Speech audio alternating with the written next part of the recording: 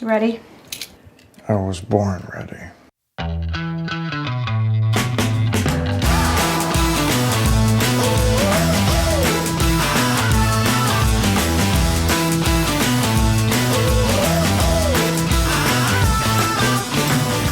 Welcome to Advisory Opinions. I'm Sarah Isgard. That's David French. And we are going to take a break from our regular podcasting to talk the First Amendment. Speech is violence? Is violence speech? We'll talk about stochastic terrorism and incitement under the Brandenburg Standard, as well as Section 230 and the TikTok ban, and security fees charged to student groups who want to bring controversial speakers to campus. Is this the assassin's veto? All this coming up on Advisory Opinions. Comcast is committed to bringing access to the internet to all Americans, including rural communities across the country, like Sussex County, Delaware. We were being left behind. Everybody around us seemed to have internet, but we did not. High-speed internet is one of those good things that we needed to help us move our farming, our small businesses, our recreation forward. Learn more about how we're bringing our next-generation network to more people across the country at comcastcorporation.com/investment in America. Running a business comes with a lot of what-ifs. But luckily, there's a simple answer to them. Shopify. It's the commerce platform behind millions of businesses, including Thrive Cosmetics and Momofuku. And it'll help you with everything you need. From website design and marketing to boosting sales and expanding operations, Shopify can get the job done and make your dream a reality. Turn those what-ifs into... Sign up for your $1 per month trial at shopify.com/special offer. And we're back. David, what I don't want to do on this podcast today is rehash the stuff that I think everyone else has said. I don't want to do a eulogy for Charlie Kirk. As I mentioned at the beginning of the last episode, I first met Charlie many years ago. And I think that any AO listener at this point understands that we have two tragedies at play here. There's the unimaginable tragedy that is being borne by Charlie's wife and his two young children who were there, who witnessed that, and his friends and family. The second tragedy, the one that I think our culture is focused on, is the one that we'll talk about.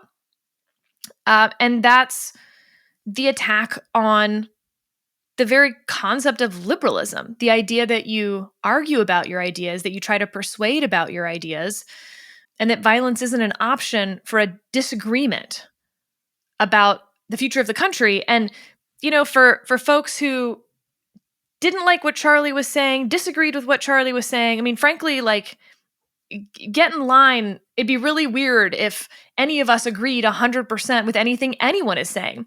What I guess I want people to understand, though, is that Charlie and AOC and Ezra Klein and, I mean, any of the people that you can name, David French, we're all engaged in the same project. And hopefully you as AO listeners are too. That project is to try to make America a better place because we're all citizens of that country and we live in a self-governing country where our opinions on the future of that project matter a great deal because we get to vote on that. So, David, a PBS NewsHour NPR Marist poll that was just released recently also, 1 in 5 adults believe Americans may have to resort to violence to get their own country back on track. It's 1 in 5, 20%. Okay, so this is the FIRE survey now. They surveyed 68,510 college students. 1 in 3 students surveyed expressed some level of acceptance for resorting to violence to stop a campus speech. That has gone up since 2022. In fact, if you look at the 3 questions, when can you shout down a speaker to prevent them from speaking on campus? When can you block other students from attending a campus speech? When can you use violence to stop a campus speech? All of those have ticked up steadily since 2022. Using violence was at 20%. And the answer to that was whether it was ever acceptable, even including those who said it's rarely acceptable, but yeah, I could think of some example. So that was at 20% in 2022. Now it's at 34%. The blocking other students from attending a campus speech that you don't like was at 37% in 2022. Now it's over half. It's 54%. think that it's okay, at least sometimes, to block fellow students from attending a speech that you don't like the message of. 62% in 2022 thought it was okay to shout down a speaker, at least sometimes, to prevent them from speaking. That number's now up to 71%. And by the way, they also asked opinions that someone might have speaking on campus and whether these would be acceptable or not acceptable. For the first time this year, all 6 of the things I'm going to read had a majority of those 68,000 students say that they would not allow these speakers onto their campus, presumably meaning they would use one of the 3, shout the speaker down, block other students, resort to violence. Here are the 6 things that a majority of college students would not allow on their campus, this opinion. Transgender people have a mental disorder. Abortion should be completely illegal. Black Lives Matter is a hate group. The Catholic Church is a pedophilic institution. The police are just as racist as the Ku Klux Klan. Children should be able to transition without parental consent. None of those ideas should be allowed on campus, according to half of the 68,000 students. So, David, before we get into some of the legal niceties, I want to talk about stochastic terrorism and the Brandenburg incitement standard, all of that. Just speech is violence, speech as violence, and violence as speech. Do you have a sense historically, legally, how we got to here? Well, none of this data at all surprises me. I mean, I wrote a book about how we might be heading towards secession eventually, and I was relying on some 4- and 5-year-old data that was indicating all of these trends. It wasn't quite as bad. It wasn't but it was close when I was writing about it in 2020. And especially what was striking to me is even as early as 2020, we began to see this concept we call lethal mass partisanship. And that was about 20% of Americans would be totally fine if a large number of their political opponents just died. About 20% of America. So you might say, oh, hey, 80% are totally fine with each other being alive. But 20% is a lot of people. 20% of America is, 70 million people. I mean, it's insane how many people are very deeply radicalized politically. So that is all absolutely consistent with long-term trends that we've been seeing. And then it's also what I said in my book is everything, this is back in 2020, everything is set to make it worse. Nothing is looming on the horizon. Nothing is happening in our culture that is making it better, that everything is pushing to make it worse.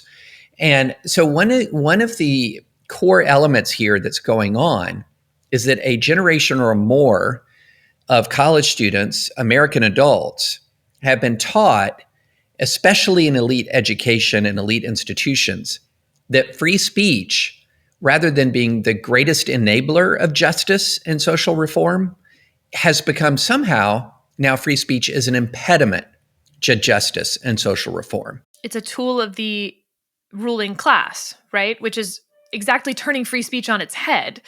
When you think about all of the arguments where free speech is the reason that we accept them today, and the lack of intellectual humility by those who want to shut down free speech, that they feel like they're right, so they must be right, so they don't need to listen to anyone who disagrees.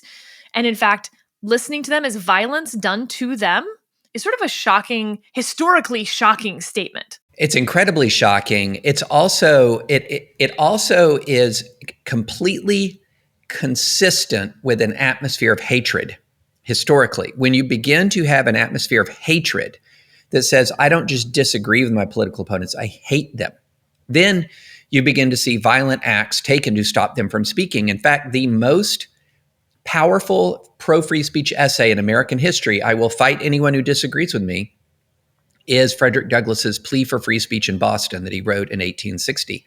If you read the background to that story, it's ripped from the modern headlines in some ways because he's having an abolitionist event in 1859. And what happens? The speech gets disrupted. The speech got disrupted by pro-slavery forces. Even in Boston, there are pro-slavery forces who could disrupt a speech. It was disrupted. The authorities did nothing to stop the disruption. And so Douglass wasn't able to speak.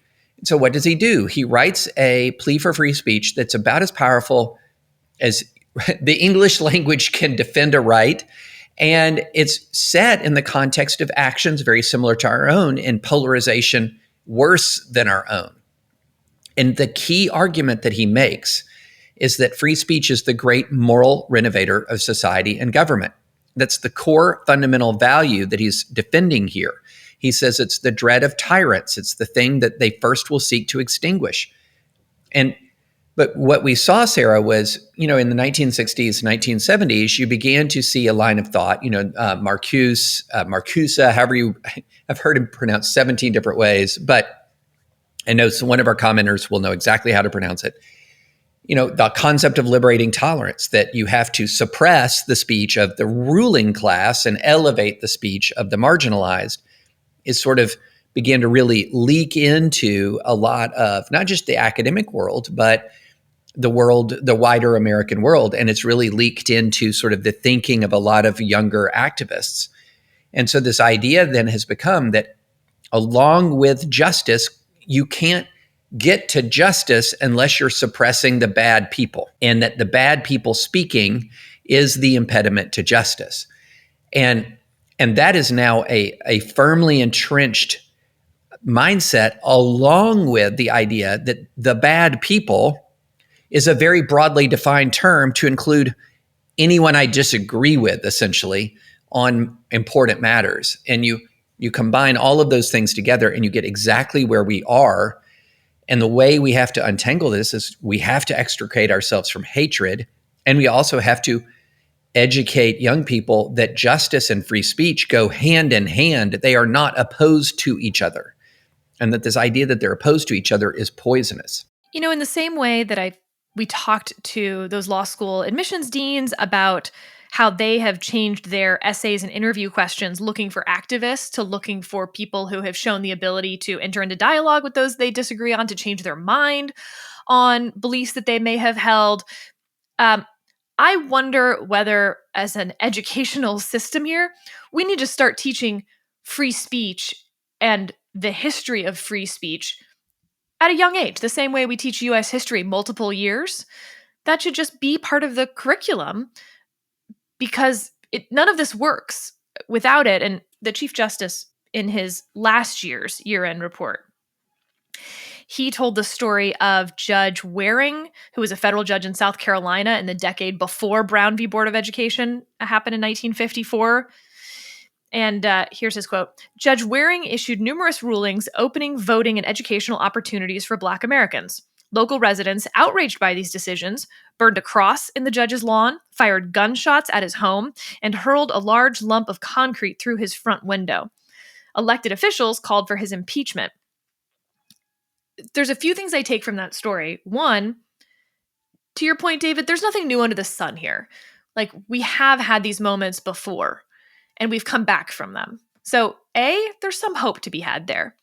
But B, my God, have the intellectual humility not to think that you're Judge Waring on every single issue, that in fact you may be all of the people, all of them in the community who felt really secure that everyone else they knew agreed with them and were burning crosses in his lawn. And historically, Judge Waring wins this. I don't know why you'd think you're the one and not the many. So anything that I believe right now, that I hold as my closely held beliefs, including, I will admit, even about free speech, I at least try to hold it closely and listen when I read someone say that this is a tool of the oppressor, because I really want to be careful that I'm not the mob that's going to be wrong. David, can we talk about stochastic terrorism? Well, can I put a pin in something just that you said earlier, real fast, before we move on to stochastic terrorism? There's another factor that I think that you and I don't quite appreciate, because even though, at least according to you, you're substantially younger than me, we are older than these college students, both of us, and we do have a memory of a political era before this era.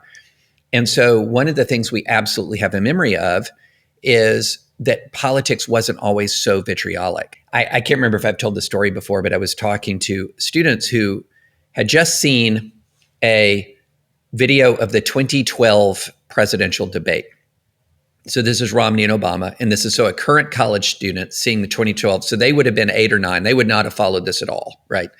Maybe they might be 7 years old. And one of the first things was, I didn't know that Mitt Romney and Barack Obama were friends.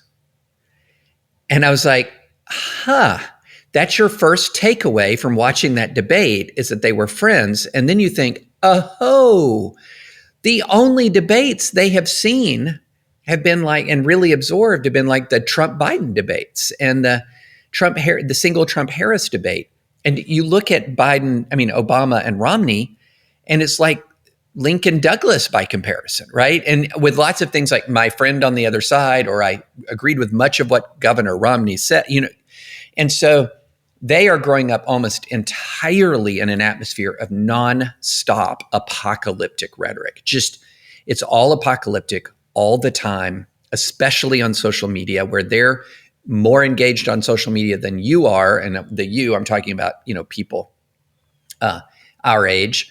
And so that is I think that's a big factor here. You've had increasing animosity. The younger generation has been exposed to nothing less. Tie that to a teaching that free speech is an impediment to justice, and there's no surprise we are where we are. Okay, sorry. Back to stochastic terrorism. There was one other historical note that I'd forgotten, that in Justice Clarence Thomas's book, My Grandfather's Son, he talks about the day that Martin Luther King Jr. was assassinated. And he had fellow high school students taunting him, telling him how great the murder was. And again, just on that intellectual humility point, if you're cheering someone's murder, I don't mean saying violence is always wrong, I disagree with what this person said, but this is a bad thing. No, I mean saying, one down, however many to go, or it's too bad the bullet, had to pass through someone's body. So did plenty of people the day that Martin Luther King Jr. was assassinated. Why do you think, if you look back on them with loathing, why do you think you're different now? And even if it's very few people, which again, we'll get to the social media aspect of this in a little bit, it's just an odd lack of humility driven by that hate, David. Yeah. And, there's this popular misconception that I'm just seeing all the time. And that is that somehow humility, or saying the mouthing or thinking the thought I might be wrong, somehow makes you a squish or not really a person of conviction. But humility and conviction are not opposing values. You can be a person of conviction, but who's also willing to hear from others, who lives their life with this underlying sense that, I know I'm wrong about some stuff. Now, if I knew what I was wrong about, I would hopefully change my mind right here and now. But I'm wrong about some stuff, and guess what? I don't know what it is. I don't know what I'm wrong about, but I'm a human being, so I have to be wrong about something. So that means I need to be able to hear from other people.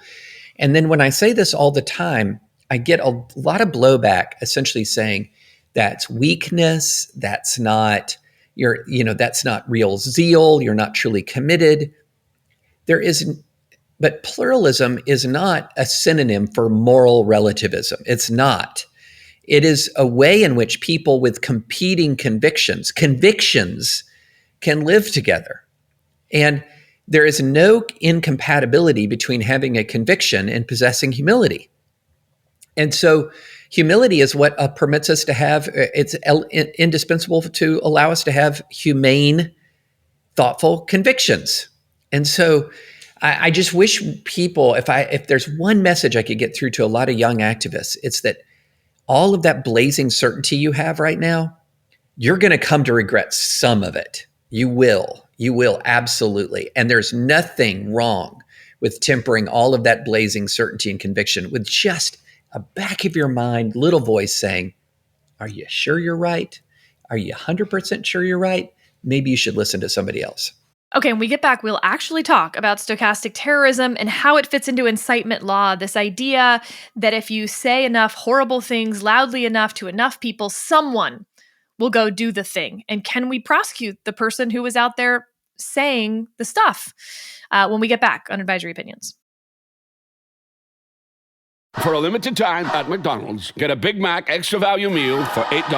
That means 2 all-beef patties, special sauce, lettuce, cheese, pickles, onions on a sesame seed bun, and medium fries, and a drink. We may need to change that jingle. Prices and participation may vary. Ford was built on the belief that the world doesn't get to decide what you're capable of. You do. So ask yourself, can you or can't you? Can you load up a Ford F-150 and build your dream with sweat and steel? Can you chase thrills and conquer curves in a Mustang? Can you take a Bronco to where the map ends and adventure begins? Whether you think you can or think you can't, you're right. Ready, set, Ford. Recently, we asked some people about sharing their New York Times accounts. My name is Dana. I am a subscriber to the New York Times, but my husband isn't. And it would be really nice to be able to share a recipe or an article or compete with him in Wordle or Connections. Thank you. Dana, we heard you. Introducing the New York Times Family Subscription. One subscription, up to 4 separate logins for anyone in your life. Find out more at nytimes.com/family.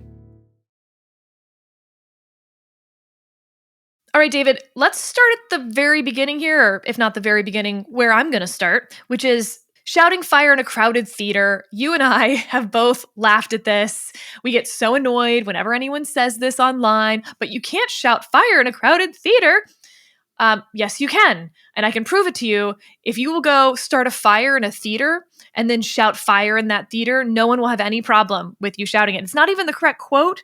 The correct quote from Justice Holmes is that the most stringent protection of a free speech would not protect a man in falsely shouting fire in a theater and causing a panic. But even that quote is from Schenck v. United States in 1919. So Charles and Elizabeth were socialists who distributed leaflets that argued that the draft in World War I violated the 13th Amendment prohibition against slavery. An interesting idea. I mean, debatable.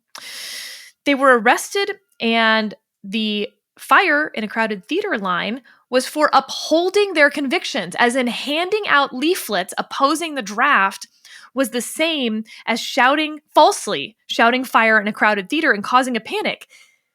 That's no.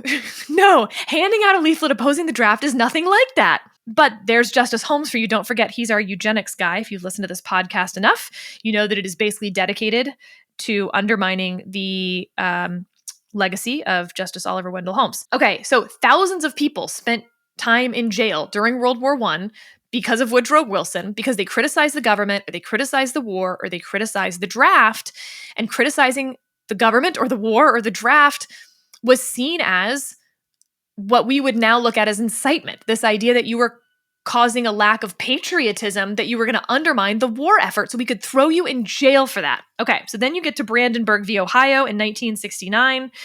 Charles Brandenburg, not going to be the good guy of our story, just to be clear. In 1964, he hosted a little party where his friends dressed up in white robes, burned some crosses, gave some speeches. Yes, it was a good old Ku Klux Klan rally. I'm not going to even read the things that they said.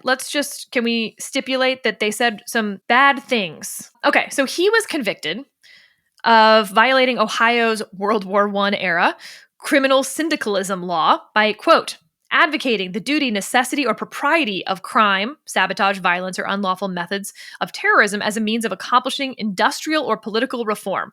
So to take out some of those extra words, he was advocating the necessity of violence to accomplish political reform. The court overturned his conviction, holding that inflammatory speech, even speech that advocates violence, is protected unless it is intended to incite imminent lawless action and likely to incite such action. So, David, we talked about this vis-a-vis Donald Trump on January 6th, where he is giving a speech, and then right after that speech, people go to the Capitol. And the question is, did his speech meet the incitement standard in Brandenburg? I thought no. You thought maybe yes. But now let's put it in this context. If you are out there saying, I'm making up examples here, okay? I want to be clear. These are theoretical. Charlie Kirk is the greatest threat to transgender people in the United States. Someone needs to do something about him. That would be a sort of quintessential example of stochastic terrorism. You're not telling any one person to do it. You're not really helping them in any way, but you're riling people up. And if you rile enough people up, someone will go do the thing. You don't know who. And so you're not an accessory. But does that count as incitement? Is stochastic terrorism something that we can regulate as speech, David? Short answer to that is no.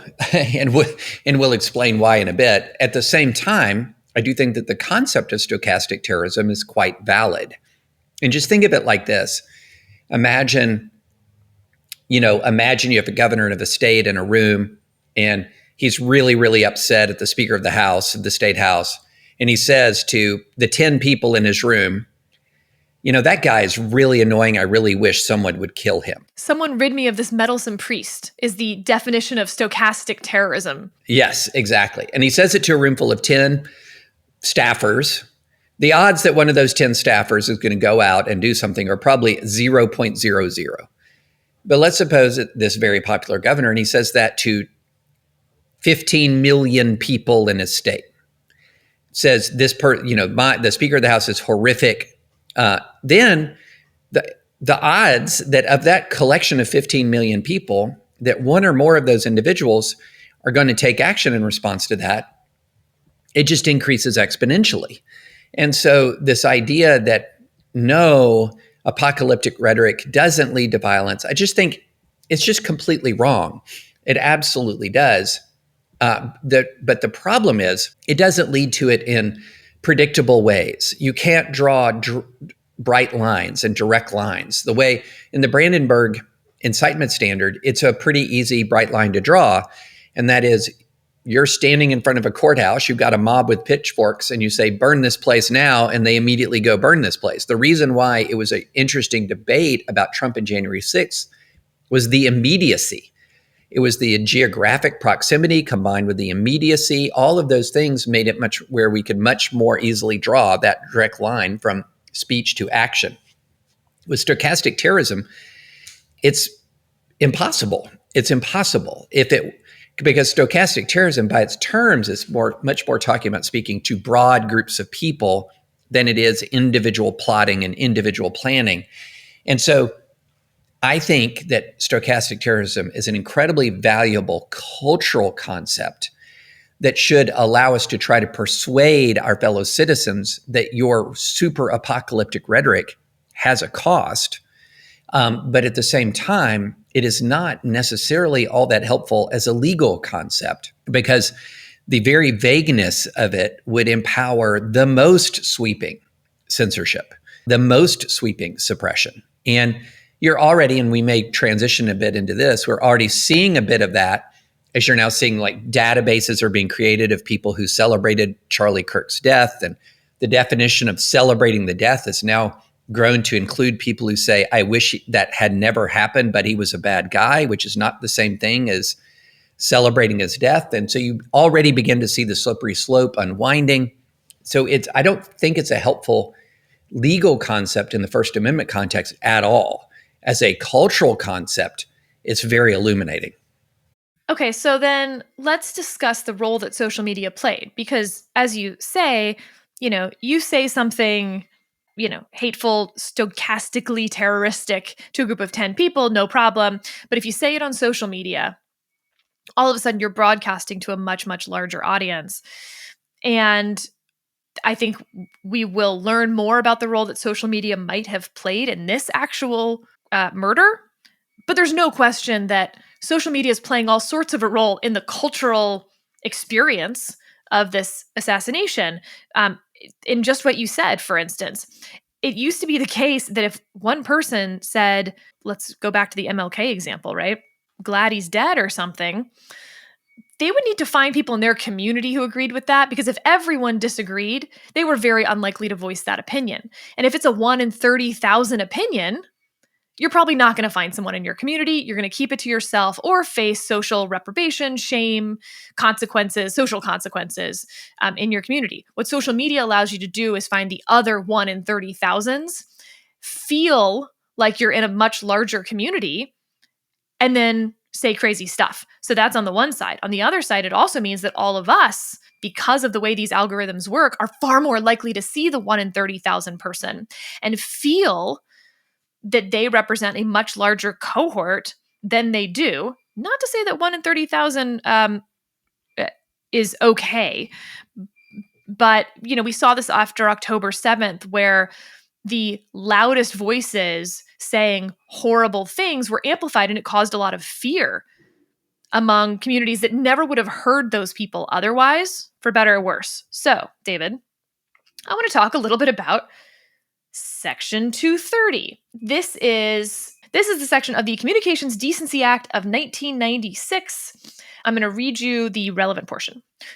No provider or user of an interactive computer service shall be treated as the publisher or speaker of any information provided by another information content provider, i.e., if you run the platform Twitter and someone says something on Twitter that is defamatory or otherwise not protected by the First Amendment, you can't be held liable.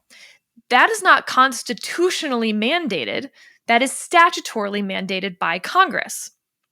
So, David, we talked a little bit about Section 230 and about how basically without Section 230, you would not have the internet that we know today, because this statute was in response already to a court case. It superseded a court case that was going to hold platforms responsible. What does this conversation, though, look like? On the front end and the back end, we have both sides of the political debate who want to amend Section 230. They haven't done it. But if the platform providers on TikTok, on Instagram, on Twitter could be held legally responsible for things that people put on their platform, how does it change the conversation, do you think? Oh, it would change it a lot. But we got to be super precise about this, because this is now being unpacked quite a bit in the courts. So Section 230, as I interpret it, Sarah, and as the Third Circuit was recently interpreting it in the TikTok case, that the algorithms are the platform's speech. The actual post is your speech. And so the way Section 230 and the Third Circuit and perhaps others would be currently interpreting things is that TikTok or Twitter could not be held liable for the fact that my post is on the platform. But if the TikTok or Twitter algorithmically boost my post into your feed without you seeking out my post, that algorithmic boost is the platform's speech. And so where you see this is in this awful, horrible thing, the blackout challenge that you had with a bunch of kids who were choking themselves and several died. The evidence in those cases is that a lot of these kids were exposed to that, and we talked about this at length, were exposed to that without ever having searched for it. In other words, it was brought to them by the platform's algorithm. So as of right now, I think if you hold platforms liable for their own algorithmic speech according to conventional free speech and according to conventional common law and free speech principles, you would see a change. But where you would see a massive change is if you held platforms liable in some circumstances for the actual post itself being on the platform. That would be a really, truly significant change. But I do wonder, Sarah, Section 230 is not constitutionally mandated, but in some circumstances, I do wonder if Section 230-like protections would be. So, for example, let's take an offline circumstance. There are a few areas where speech is more heavily moderated than, say, a classroom. And so a speech, but the fact that speech in a classroom is heavily moderated does not mean that all the student speech in the classroom becomes the professor's speech. That is not the way the law works in that arena. But to some extent, because the professor has authority, the professor is liable for what happens in the classroom if it becomes, say, harassing. But it is just not a straight line shot that repealing 230 would mean that constitutionally, platforms could be held liable for the speech of those who post on the platform. That's not super clear right now. And in fact, I would say in some circumstances, that would not be the case at all. By the way, for those keeping track at home, it's been 238 days of not enforcing the TikTok ban in this country. Also, worth noting that the next deadline of the last unlawful extension of the TikTok ban from going into effect is set to expire on Wednesday of this week, September 17th. The president has said, as of this recording, that they have tentatively reached a deal, but I kind of feel like I've heard that before, and there's been no deal. So, yeah. As many people said online, this week would be a really good time to implement the law that Congress passed and that a president signed into law. The primary reason why the ban is upheld is all of this national security implications of the massive amount of data collection being done by this entity that really, truly, when you dive deep into it, the idea that it's independent from the People's Republic of China is just laughable. But also, the algorithm then becomes sort of the PRC's or the Chinese Communist Party's way of boosting discourse into and they don't have the constitutional right to do that. They don't have the constitutional right, the Chinese Communist Party, the People's Republic of China, to enter into that the First Amendment does not extend to Beijing. And so you're continuing to enable two things at once. One is the data collection of Americans by a hostile foreign power. And the other one is the algorithmic influence on our entire political debate through an entity we believe is controlled by a hostile foreign power. What are we doing here? I find it so frustrating that more Americans don't know this. My own friends had no idea how much Russia, for instance, has been intentionally fomenting racial divisions online with their bot farms. So if I had a magic wand, the two things that I would do if I were running a major platform like Twitter or Instagram, one, I would incentivize people to use their real names. I wouldn't ban anonymous speech, but I would, as I said, like, you should, if you can, like, say who you are. But the thing I would absolutely require is to mark accounts that are American, or with whatever country that the platform, in America, we should mark who's American. In France, you should mark who's French, etc. Because I think it would shock people how few of the accounts they're seeing are from fellow Americans. You think it's an American because the person says they're from Missouri and has some picture? No, that has nothing to do with anything. Many of these aren't even humans. They're bots. But they're also not bots from the United States. They are being paid for the purpose of trying to cause us to hate each other for exactly this. The stochastic terrorism, the racial divides, all of this. I mean, the Department of Justice indicted 12 Russian intelligence officers in 2018 for this, and nobody seemed to care, because if you were on the left, you were like, aha, they're closing in on Donald Trump with the Mueller investigation. And if you were on the right, you were like, no, just none of this has happened. It's all fake. And you're like, no, the Russia part was very, very real. It is what they are trying to do. And China's doing the same thing, except they're doing it much better because they actually run the platform. Russia can only do it through bot farms and sort of paid operatives on their end. China owns the whole platform to do it, y'all. And this idea, for those of you who are feeling like there are so many of your fellow Americans who are saying horrible things on one side or the other, frankly, how many of them are Americans? You have no idea. I actually have seen people say things like this out loud as if it's some definitive proof, which is, well, you might think that's fringe, but 100,000 people liked that post. Did 100,000 people like that post? People? No, not at all. Not at all. And so we don't even know at this point how organic the rage actually is on any political point, on any one of them. We have opened this superhighway of foreign influence, and it's revealing itself to be just ridiculously easy to manipulate American public opinion and American public anger. And I'm with you. David, do you think it would violate the First Amendment to have a federal law that says that platforms operating in the United States must confirm whether someone is residing in the United States and mark that on their account? Like, you don't have to prove your citizenship. You just have to, prove that you live here. My tentative answer is I don't think it would. To me, it looks more like it is commercial speech, and it looks more like putting the calorie count on a menu. It's a transparency requirement, and transparency requirements are often upheld. But unless a transparency requirement would result in suppression of speech, that's where it gets difficult. So, for example, this is NAACP versus Alabama, the state looking at your membership list, right? That was going to be very dangerous and would suppress speech and association. And so it wasn't upheld. That would be, of course, I think one that would require people to by law, real name post. I think that would run afoul of the First Amendment.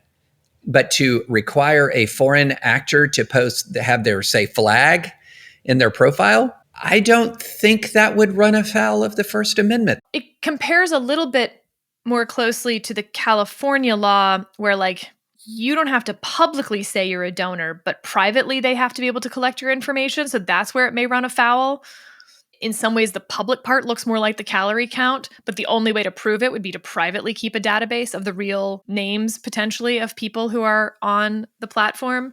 But regardless, I wish that Meta and Twitter would want to do this, setting aside federal law. Okay, when we come back, we're going to talk about what's happening on campuses in the wake of this assassination, and in particular, the assassin's veto. Well, I was down on my last dollar, then I started saving because the bank said fiscal restraint is what you're craving. So I put my earnings in a high yield account, let the savings compound and the interest mount. I'm optimizing cash flow, putting debt in check now. Time is my friend and not a pain in the neck. And we've got a little cash to rebuild the old debt. Boring money moves make kinda lame songs, but they sound pretty sweet to your wallet. PNC Bank, brilliantly boring since 1865. The American work ethic demands a hard-working power grid. For nearly 140 years, Siemens Energy has been driving America's energy expansion. Our expertise and broad portfolio supports a stronger energy system. Today, our equipment helps generate 25% of U.S. electricity. From coast to coast, Siemens Energy is building a more robust and reliable U.S. grid. Let's make tomorrow different today. Learn more at SiemensEnergy.com. So, David, let's go to some campus speech issues, your specialty, because I want to talk about security fees. This is not new, but there has been settled law on it for a while, and there has been controversy about it of late. And in the wake of what happened now on a college campus, the idea that universities are going to say to student groups, you can't have a speaker like that because we can't protect that speaker unless you pay us $100,000 to invite that speaker as a security fee would really hurt one type of student group over another type of student group. And is that lawful? So I want to give you some examples. In 2017, Berkeley says that they had to spend $4 million on security costs for an event featuring speakers like Milo Yiannopoulos and Ben Shapiro. The University of Florida said that they had to spend $500,000 when white nationalist Richard Spencer was invited to visit campus. And David, this is all going to go back to a case called Forsyth versus Nationalist Movement. This was decided in 1992. It was a 5-4 case, interestingly. And in short, the nationalist movement applied for a permit to hold a rally on the courthouse steps in Georgia to protest the federal holiday honoring Martin Luther King. Okay, so they're against the federal holiday for Martin Luther King, and they want to hold a protest about the holiday. The county wanted to charge them for the permit, and they sued, arguing that that violated their First Amendment rights. Now, we've talked about time, place, and manner restrictions and the idea of permitting being okay. Like, you can't just have everyone try to use the public square at the same time. Check. But what about charging for the permit, and how much can you charge if, for instance, we know that it's going to take a whole lot of public resources?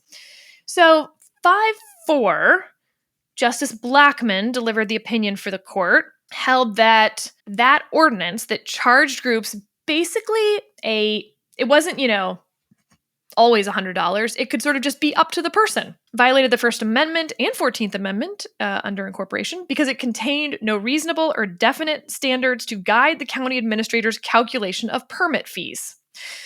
Additionally, the ordinance required the administrator to examine the speech content to assess the likelihood of public hostility to the message and adjust the fee accordingly to account for security and law enforcement costs, right? So the more controversial your speech, the more expensive your permit was going to be. And the Supreme Court was like, nah, dog, on that one. Though again, it was 5-4. You had Thomas, Scalia, White, and Rehnquist in dissent. And they basically wanted to send it back down for fact finding that how does this actually working in practice? Because something that's under $1,000 maybe isn't that expensive. So it wasn't really 5-4, I think, on the high level part, but it was a 5-4 decision. Okay, fast forward to more recent examples. And this is happening on university campuses all the time, but now we're not talking about $100 or $1,000. We're talking about these universities trying to charge student groups, $20,000 plus. So, in particular, in Young Americans Foundation versus Napolitano, a registered student group had organized an on-campus speaking event featuring Milo Yiannopoulos, and the university canceled the event when the protests turned violent. In response, university officials instituted policies that put restrictions on student organizations' subsequent speaking engagements featuring controversial speakers. Under the policies, the university charged $5,000 for one of its events, but for another event, it imposed $16,000. For one event featuring Justice Sotomayor, they charged $5,000, but for another event featuring obviously a conservative speaker, they tried to charge the student group $16,000. So the district court gnaw-dogged that one pretty hard and said, with regard to security fees, the government officials may properly impose fees consistent with the First Amendment. However, in the absence of a pleaded explanation for any of the fees imposed, and where, as here, an explanation is not otherwise apparent, such allegations suffice to support an as-applied challenge to the policy where different amounts are charged to different speakers. And in particular, that Sotomayor event was literally in the same room. There was just no real distinction between them. So, David, what are schools supposed to do? They can't afford to spend $4 million every time a student group wants to invite a controversial speaker. But at the same time, if student groups are only allowed to invite speakers that their fellow students will like, we've given an assassin's veto to the worst actors. I think the bottom line is this, is I think that anything that is going to say this is variable dependent upon our anticipated potential for violence is going to incentivize threats of violence, because you'll create not just an assassin's veto, but a threatener's veto, that you could have a cohort of students or student groups or members of a community who make noise whenever they hear that there is going to be an invitation that would lead administrators to believe that a disruption is possible, which then leads to deployment of extra security at extra cost, and where this ends. So I think the variable setup, depending on subjective perception of threat, is just not going to fly. And I had a lot of cases like that we dealt with when I was at Fire, when I was at ADF and ACLJ, thinking through, this was a situation we thought through all the time. However, a university, I think, could very well say, we have X as our total budget, annual budget for security, and we're going to say yes until our annual budget for security is out. At the same time, these universities don't have unlimited resources. So you couldn't have 15 large scale, let's say it's a small college and you had a very active student chapter of a very conservative or very liberal group, and they have 10, 12, 14 big events. The schools don't have limitless pockets. And so I could imagine you could do it along the lines of, here's a limited pool, here's an equal allocation. If you want to hire additional security yourself, you can do it. But isn't that the same thing? Because if you're a conservative on campus, let's say they allocate both sides $15,000. That means the liberal side on a liberal campus can bring infinite number of speakers who are not under threat from the rest of their fellow students, whereas the conservative group may be able to bring 0 speakers to campus for that amount, as long as the liberal students sort of make clear that you need more security. Isn't it up to the universities to provide a safe place where they punish students for violence and heckling so that you can bring any speaker you want without security concerns? I mean, I would love that to be the case, but I also know that these places don't have unlimited funds, especially smaller colleges. They could start punishing students for disrupting speeches, though. Like, as in, some of this is that they've allowed students to do this, and so now it's gotten out of hand. So now you need all the security because the students believe that they are allowed to cause violence, destruction, heckle, protest, disrupt speeches. To me, that's the presumed no-brainer element of this, that it should be the no-brainer, punish disruption. You know, like at Vanderbilt, you had a lot of speech and a lot of anger over running in both directions post-October 7th. But then the instant, and they protected all of that discourse, they protected all of that speech, but the instant that students broke into an administration building, shoving past a security guard, they arrested those students almost immediately, which is the right way to do it. And had more institutions acted that way, we'd be in a much better free speech position right now. No, I'm 100% in agreement, but let's presume for the sake of argument, the school's already doing the responsible thing and punishing people who disrupt. What is it that they can do without violating the Constitution when they don't have unlimited resources? And I think there you could perhaps say, okay, we just don't have the capacity to secure a large outdoor space. Like that could be, we just don't have that capacity. And you could say no large outdoor rallies. That could be potentially constitutionally acceptable in the face of limited resources. But that's the tension here. The tension is, how do you protect free speech without variable security fees in an atmosphere where almost all of these universities are not going to have unlimited or quasi-unlimited funds for security?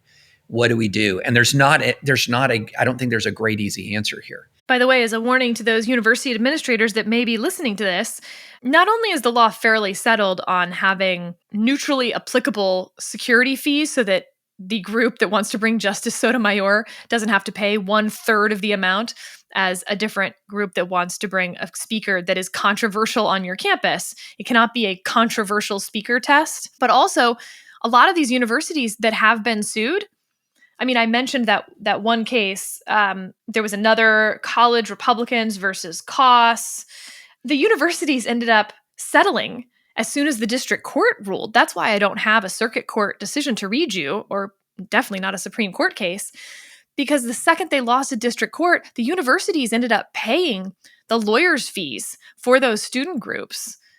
Basically acknowledging that they had violated their First Amendment rights by either blocking speakers or charging exorbitant security costs to bring speakers that were controversial on their campus from going. So in the end, it may cost you some money in security to protect free speech events on your campus, which it shouldn't, by the way. If you're running a campus that actually you've taught free speech to your students, really shouldn't be a problem to have controversial speakers.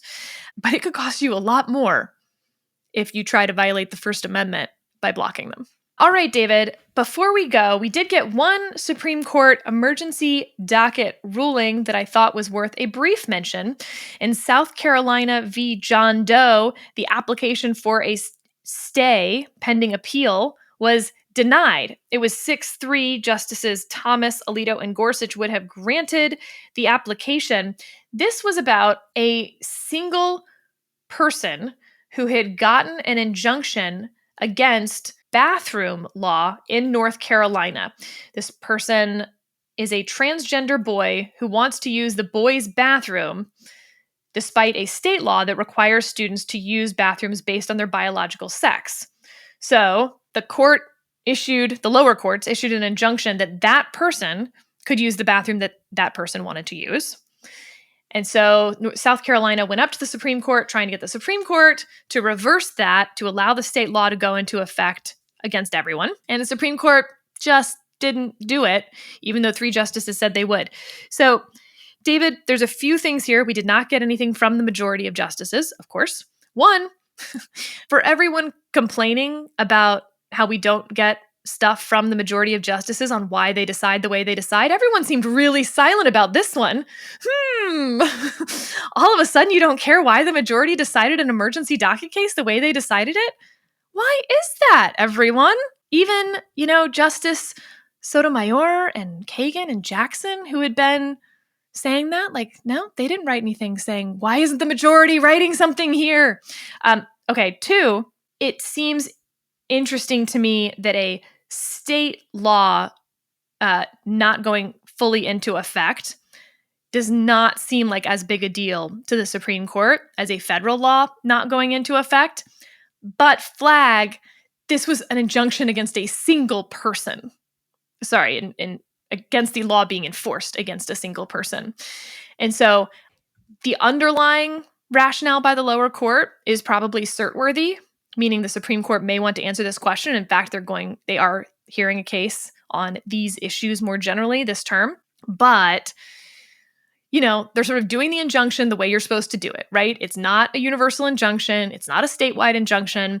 This is for a single person. And I think here the court probably wants to reward district courts that are doing it the right way, is my guess on why the majority actually decided it the way that they did. It has nothing to do with the underlying merits. It is fascinating. This whole thing is fascinating to me. I thought about the very same thing that you thought about, Sarah. Once again, you had a emergency docket case. It was 6-3. And the 6 don't write, but the 6 was not the 6 normal 6 that you're thinking of when you think of 6-3 with this court. The 6 was the 3 liberal justices and 3 of the Republican nominated justices. So, and then the other thing that's interesting about this is it's an interesting data point for those who presume that when the Supreme Court grants a stay, it's going to rule on the merits in the same direction that it granted the stay. And do very many people think the Supreme Court will say that there is a right for a trans person to go into a bathroom of the opposite sex from which they were born? I don't think the Supreme Court's going to do that. This is an indicator that, hey, maybe some of these stays are not really as illuminating on the merits as we might think. And then the third and related thing to that then tells you lower court confusion over stays might be warranted in some ways. Because what's the takeaway from this stay? Is the takeaway from this stay is that you should be striking down these various bathroom bills or regulations and rules? I don't think so. I don't think that's the takeaway from this stay. So it does give me a little bit more sympathy for some of the lower courts. What does this stay mean outside of this case? Well, on the next episode of Advisory Opinions, we'll talk about all those things we need to get to, like, is there a sharp partisan divide on the court's emergency docket? And did originalism cause our current constitutional crisis? Lots of interesting writing out there for us to get to, David.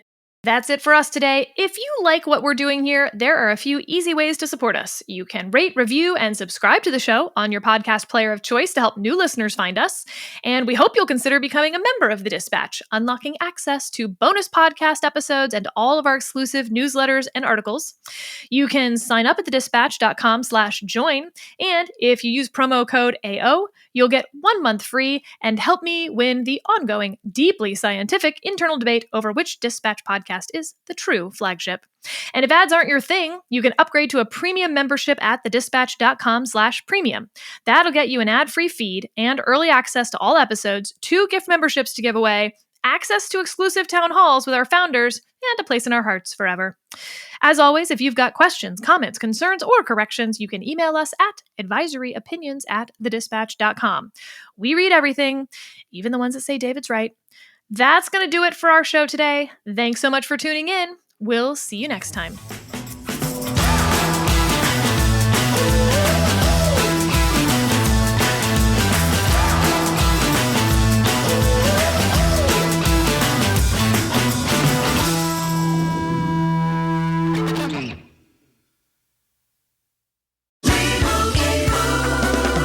Doug. Here we have the Limu Emu in its natural habitat, helping people customize their car insurance and save hundreds with Liberty Mutual.